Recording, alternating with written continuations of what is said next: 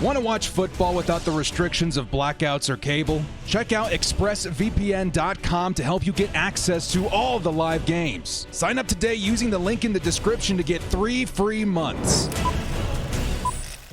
Yo, what up, brothers? It's the director. Chargers fans. Well, first off, guys, yes, I'm feeling a little bit better. Still not 100%. We're going to be fighting through some coughs in this video, but it should be a good time. I wanted to talk about our Los Angeles Chargers. Boy, howdy, do they look good coming out of the bye week. 4-2 after a very brutal early stretch of games. They have had their struggles, but it really is exciting to see them try to amend some of these situations with some signings for special teams more specifically. You guys remember we talked a little bit about Andre Roberts in the last video. The Chargers hoping to improve their 16-yard per return average, which honestly, guys, has been so bad. It's got to suck for Justin Herbert starting inside your own 20 every single drive. This should help a lot with Andre Roberts averaging around 30 yards per return in 2020. Very, very exciting, but I'm sure a lot of you guys are here to hear, my reaction and grin in my face to see that with the Chargers signing a brand new kicker in Dustin Hopkins. Hopkins, man, 84% in field goals, 94% in extra points. He missed 2 field goals and 2 extra points in 6 games this season.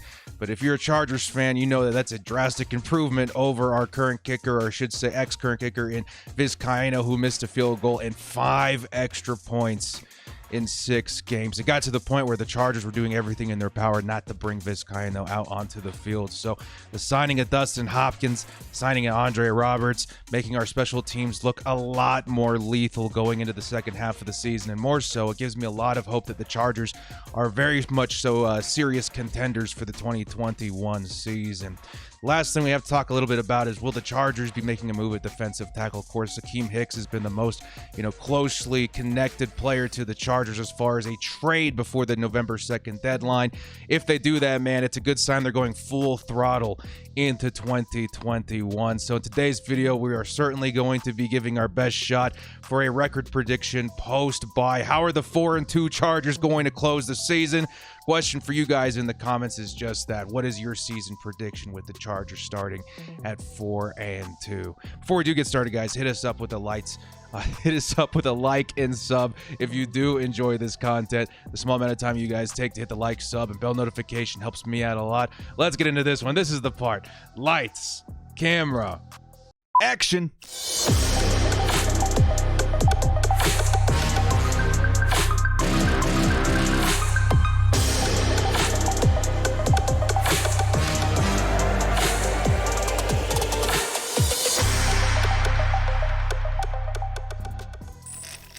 The Chargers post-bye record prediction. This one should be super exciting, man. What do we think the Chargers are going to do in the second half of the season as a team? And what is my current record prediction and my score prediction for every game to close out the season? Should be a good one. So let's jump right into it, dudes. I got myself all of the graphics and things ready for this video, starting with the New England Patriots. Of course, you guys know the format here, the matchup, the top 3 players, in my opinion, on the left-hand side. Mac Jones, Damian Harris, and Hunter Henry. So last season, guys, the Patriots definitely handled business versus the Chargers, just absolutely running all over this team. And that's probably the biggest worry the Chargers are going to have versus the Patriots once again. And not just the Patriots, but everybody for the remainder of the season, so long as the Chargers' run defense continues to struggle. Still, that being the case, this is a different Patriots team. Mac Jones has been definitely pretty good, especially for a rookie. He's got weapons in Harris and Hunter Henry as well. But at the same time, man, this Chargers team looks different as well, dudes. This defense definitely can step up and shut down a rookie quarterback, in my personal opinion. And the Chargers should be able to march on their defense, as well. So I do think the Chargers have a very solid shot at closing this one out, getting a little bit of revenge, because I'm sure that Justin Herbert has been having this game in the back of his mind since the schedule was released, and he's going to want to go out there and prove that last season was just a result of Bill Belichick really understanding how to lock down on rookie quarterbacks. A rookie no longer. Justin Herbert should go out there and handle business. My prediction for this game is going to be Chargers 31, Patriots 24, putting the Chargers record at 5-2. spoiler prediction here, guys. Like we talked about a lot, right? The Chargers' schedule, very brutal at the top part of the season, right? As we get into this stretch of games, don't be surprised if the Chargers go on a run, because the schedule is definitely going to soften up just a little bit.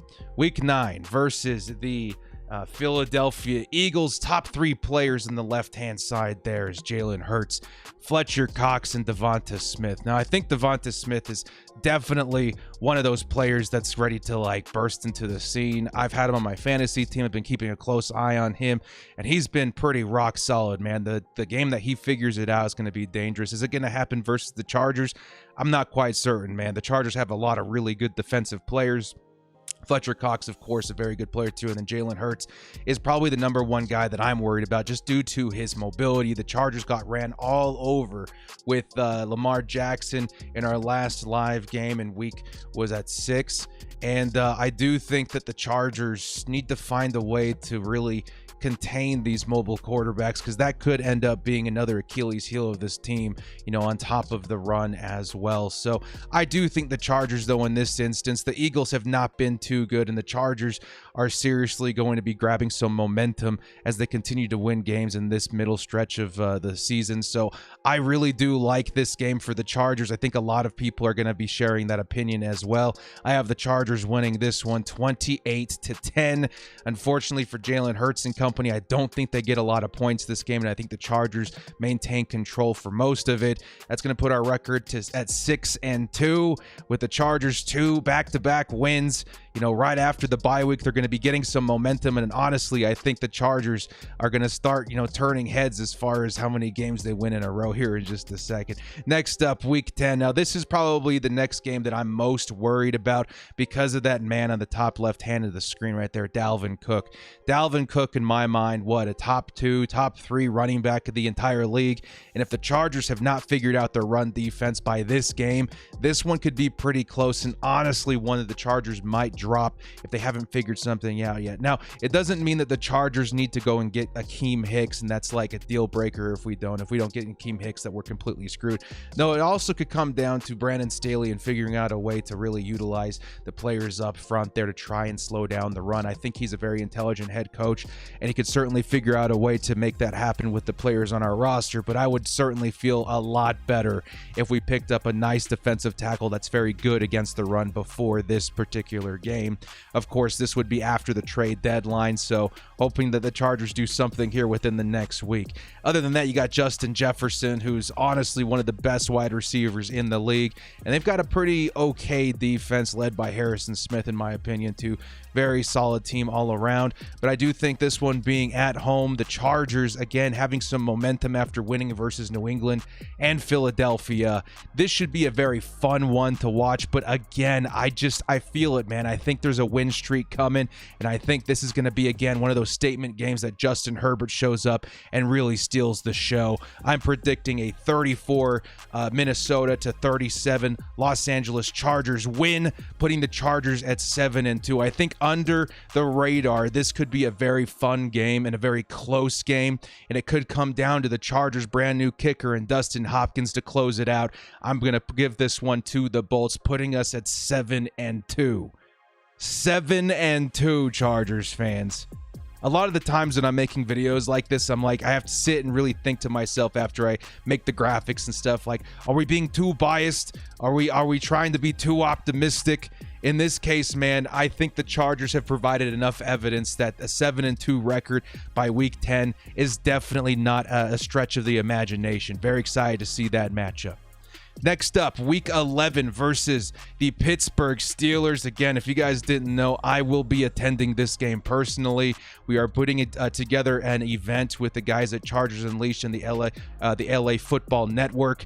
We're going to be doing a meet and greet. It's going to be a lot of fun. If you guys want more information on that, definitely check out my Twitter. We've got flyers and more information on how to attend there. Outside of that, the actual game, Minkah Fitzpatrick, TJ Watt, Najee Harris. This game is going to be probably one of my favorite of the season because I think the Pittsburgh Steelers do get a lot of flack because they haven't been performing very well on offense this season, but their defense to me is definitely still one of the more dangerous in the league because of TJ Watt, Minkah Fitzpatrick.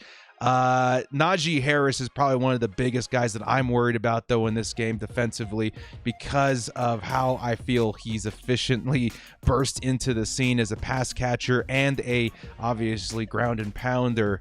He's going to be the one to watch for the Chargers to try and shut down, and then it will be a test for Justin Herbert on the opposite side of the ball to get through TJ Watt and the rest of that Steelers defense. But still, man, I think this will be a really fun one, our Sunday night game. One, that I think Chargers fans are going to remember this season. The last time we played him, Derwin James absolutely burst in there, help us win that one. I think he's going to have a big impact on this one again. I've got the Chargers in this matchup winning 26-33. 8-2, Chargers fans. 8-2. I gave this a lot of thought as well, man, and this is kind of crazy how efficient the Chargers seem to be in the second half of the season. I'm very excited to be attending this game as well, to meet a lot of you folks. Next up, Week 12, the Chargers at Denver Broncos. Top 3 players in Bradley Chubb, Justin Simmons, and Kyle Fuller. Now, who knows if Fuller is still on this team? He's been one of those guys that's been rumored to maybe get traded before the deadline, but till then, I'm going to put him on there as, one of the better cornerbacks in the league. I probably should have swapped him out with Patrick Surtain, if I'm being honest. Patrick Surtain has been absolutely insane, but maybe we'll just have him represent the Denver Broncos defensive backs as a whole, which has been absolutely crazy too. Bradley Chubb, though, the Chargers, I think they've handled pressure very well. Justin Herbert has not been sacked nearly as much as last season, and I think outside of their defense, the Denver Broncos really haven't offered much in terms of optimism for Denver fans. I think Denver's going to end up being the team in the basement this season, and I think the Chargers honestly should not have too much of a problem. Now, we can't say that for certain because this is a division matchup. Certainly anything can happen, but with the way the Denver Broncos have been trending this season, I don't think the Chargers should have too much trouble cleaning this one up. I'm going to give them a win here, 28-20, putting the Chargers at a record of 9-2. Chargers coming out of the bye week winning so many back-to-back would absolutely be so incredible, dudes.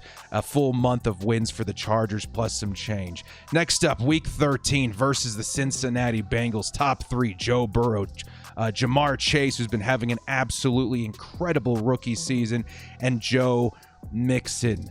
Now, the Cincinnati Bengals, they do not look like the team that we saw last season. Joe Burrow has really helped this team turn a corner.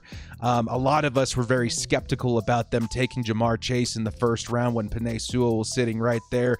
That could still be the case, but the kind of chemistry that you're seeing between Burrow and Chase is very, very rare in the NFL, and they found a lot of success in the NFL just so immediately too. So I think this team, man, is slowly emerging to be a threat for the playoffs, and I think that they're a very, very talented squad altogether. I think the Chargers, there's a little bit of a narrative there too. Joe Burrow versus Justin Herbert. That's going to be a connection we see for a long time with their continued success in the NFL. This is going to be one of those games that could certainly go either way, but I'm going to say this one in particular might close the Chargers winning streak here, being a very high scoring, very close game. The Chargers, I'm going to have them losing this one 31-35, putting the Chargers record at 9-3. But still, man, it's a close game. The Chargers could certainly continue their win streak with a lot of momentum there. I just see this one as being, the Chargers are going to have to lose a few of them. And I think if we're going to lose one, it could be to the Bengals and this newly transformed offense and team as a whole, if we're being honest.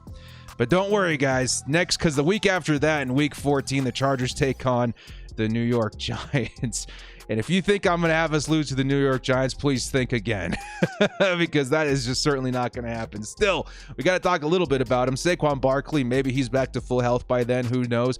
Same can be said about Kenny Golladay. It's kind of crazy. Their two best players are also kind of, known for their injury history, and then Leonard Williams there on the defense as well. But still, the Giants, man, behind, Daniel Jones, I don't see a lot of optimism for them or their fans for the near future.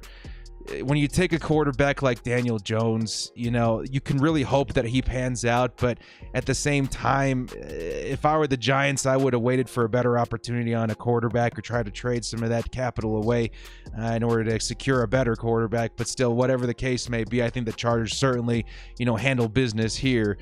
Giants 9 to the Chargers 28. This is one of those games that I think the Chargers just maintain full control throughout. And I really think the Chargers have an opportunity to go 10-3 at this point of the season. Now, next up in Week 15. This is us versus the Kansas City Chiefs. Now, I'm going to say this. Patrick Mahomes, Tyreek Hill, Travis Kelce, certainly you can never take this team for granted. They are very, very, MVP caliber, highly talented individuals. And I think the Chargers certainly could sweep the Chiefs for the first time in a long time this season. But with the way the Kansas City Chiefs have been playing, there's not a lot of optimism for the Chiefs going on this season.